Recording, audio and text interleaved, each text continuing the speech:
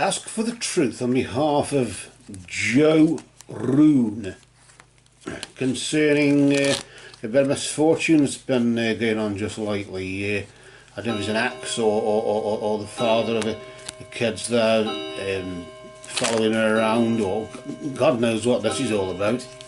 It seems that it's creating a bit of negative vibrations there. It's affecting everybody, and they all seem to get this sense of worthlessness. I don't know what that's all about.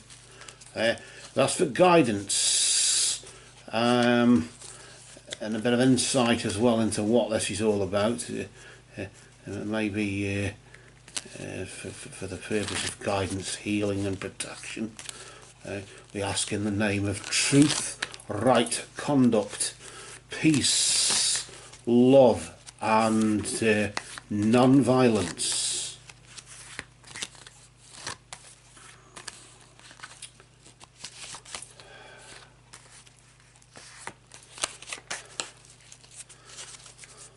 Blessed be to the crow, the carrier of souls from darkness into light. And we cut the tarot there for you, Joe, and just move the cards to the side here. And I'll deal out 3 cards. It's the 3 card spread: the past, present, the future.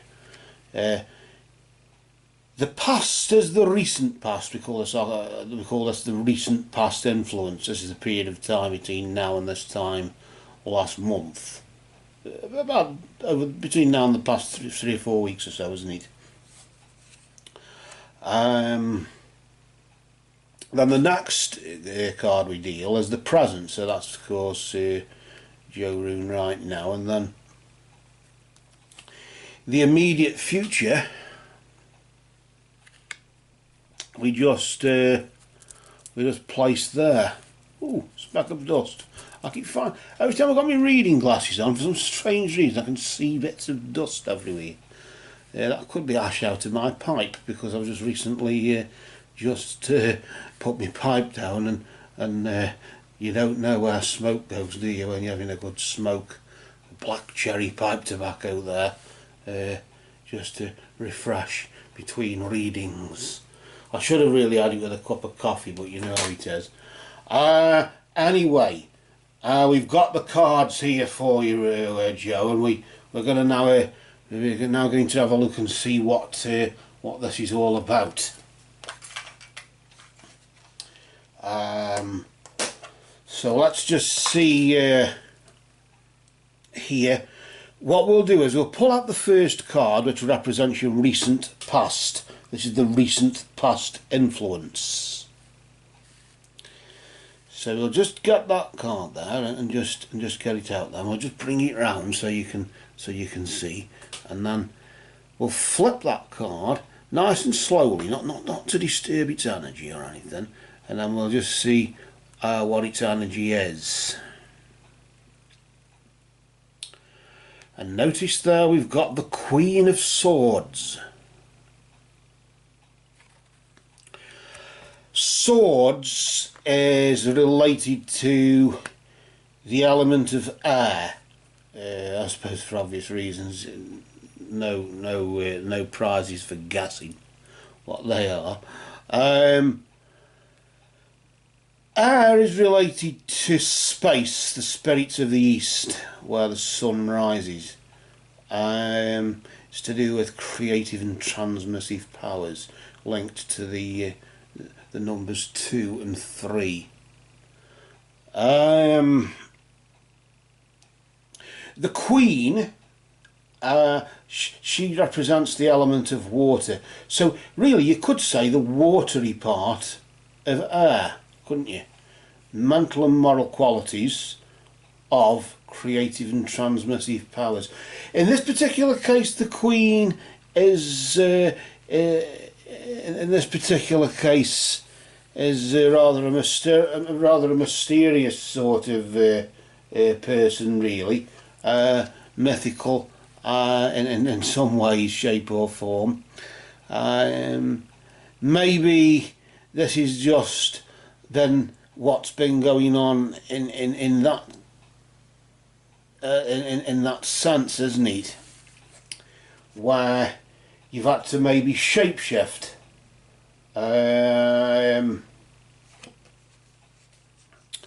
in some way, but also had to be elusive. You had to sort of try and escape, keeping a low profile, the Queen of Swords, really.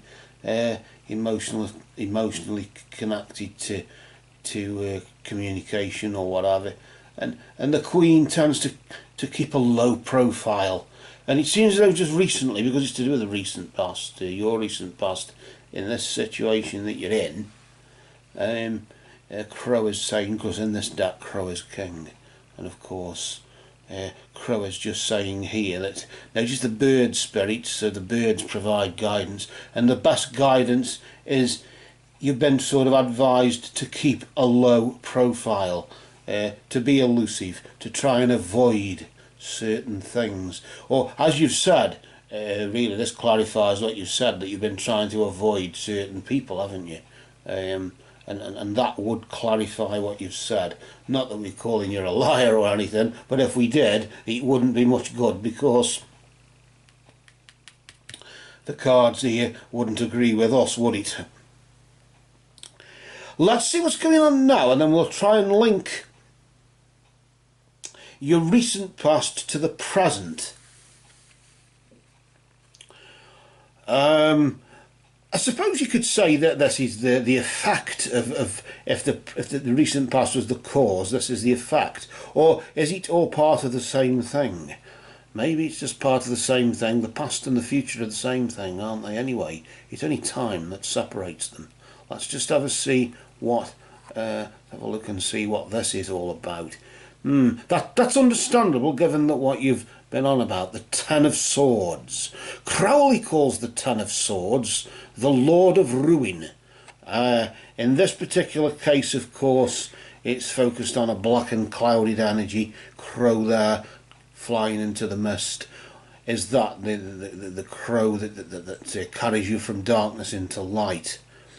But it's going into the mist, and then of course either flying out through the other side or just waiting till the fog lifts or whatever. But this is a whatever's going on right now, it is dark, and that clarifies another thing as well, doesn't it? The 10, of course, 10 is 1 because it's 1 plus 0, isn't it? So it's 1, and swords, again, as we know, is related to the so it's still that element of air, but it's as if this elusive energy has turned to ruin, and has turned to in some form of destruction, in that way as well, and that no isn't good, but nevertheless the darkest hour is before the dawn, isn't it? That's what we often say. I want to see what happens at the dawn. Is at the crack of dawn between now and this time next month, what energy is there for you? A major arcana card, the Hierophant, or the High Priest, indicating that there's a sage or mentor, some figure there that may be able to help you out, spirit even. Notice the birds again, crow there again, crow as king, and of course rising there, indicating that there's guidance again. So there was guidance just recently, and guidance even now, guiding you through the darkness into the light. But the most important part of what's going on in the situation that you're in will be happening between now and this time next month. A major arcana card doesn't give you any it doesn't give you the power to change anything. You have the power to change the past, you have the power to change things now, but you won't have the power to change anything between now and this time next month. However, because it's a major arcana card, in the sense, in this particular case it's the Hierophant, of course that's the high priest, can symbolise religion, can symbolise high knowledge and wisdom.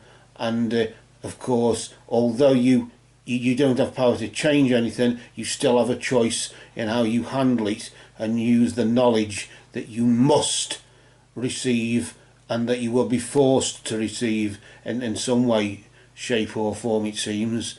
And maybe you will be forced to go within yourself and find the answer within, even on a spiritual level, maybe, even if it means you end up turning to religion of some kind, or maybe you've been using religion, the power of prayer or meditation or something like that. It seems as though sometimes the Hierophant can symbolise magic as well, the occult hidden magic. And if, of course, you've been elusive just recently, then that helps you to keep. Magicians never tell, do they? And that may be helping you to keep the magic secret. Regards to the ruin that's going on right now and the destruction that's going on right now, Crow is carrying you through that. And the darkest hour is now, which is before the dawn of realisation, when, yes, there will be a sage present there in whatever form, spirit form, or maybe a shaman working on your behalf, or a witch trying to tune in to your energy to heal, or we all work on that level, don't we, sometimes. But in this particular case, I do somehow feel that this is more really you and your higher self, and tuning into that. Looking into the feather, I don't know why. Why am I looking into the feather?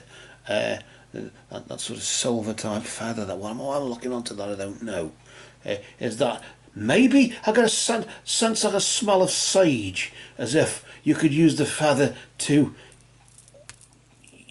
smudge your surroundings with, and you got the smoke going to the side, the smudge stick, or whatever you want to call it, or an incense stick with sage. You can brush the feather through the smoke and smudge and remove negative energy, negative spirits that are present.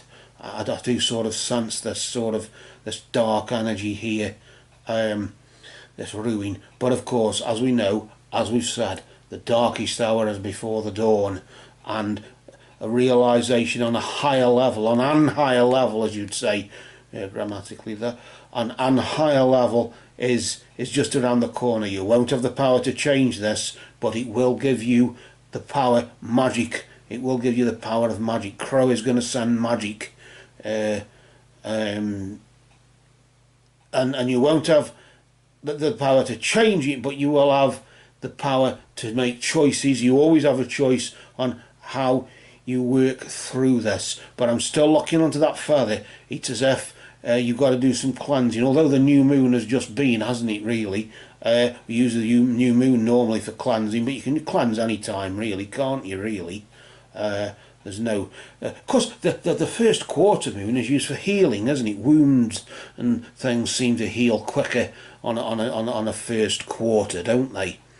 First quarter waxing moon, so maybe you could use the first quarter. When let me just have a look and see when that is. I've just got things here, and we can let's check the chart, or the thing. The new moon was on the 8th, of course, at 8:47 Greenwich Mean Time, or UTC. The first quarter will be at 18:02 Greenwich Mean Time. So if say you were in America, 654-321, so that'll be 1300 hours.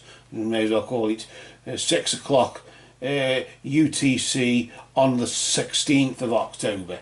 So that'll be okay for you there, won't it? I just thought I'd just check that for you. Given the fact that we're working for somebody with the name Rune, I thought I'd pull out some runes and just place them on the cards there. The recent past of the elusive energy, the energy of need, often can be, if you don't watch it, you can end up hexing yourself putting a curse on yourself if you do the Gifu incorrectly. Some people do the Gifu incorrectly. They think they're doing that, but it's done cockeyed. But the need is a straight line down with a line across diagonally. That's the difference. And it indicates, it often is referred to as necessity as well.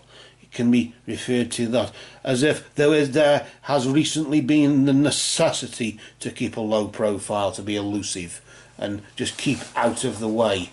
And that in that sense is the case of or the case for leading to the ruin, which, okay, strangely enough, the Urizes there, the strength rune. Let me just show you that one. I think you can see that, can't you?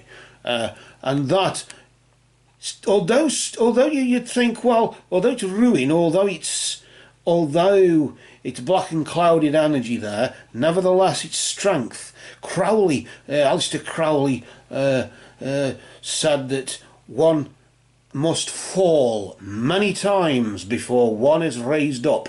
But you see, then the question is, how many times you have to fall? The more the merrier, which of course leads to some sort of paradox or oxymoronic sort of irony. I don't know what it is, but it's one must fall many times before one is raised up, and it makes you stronger. And you are strong now because of what's going on. This is, the Buddhists often believe that if you're going through shit in your life, it's preparing you for something better, and it's making you stronger and preparing you for something better. Notice here the rado, the wheel, the Thor's chariot there.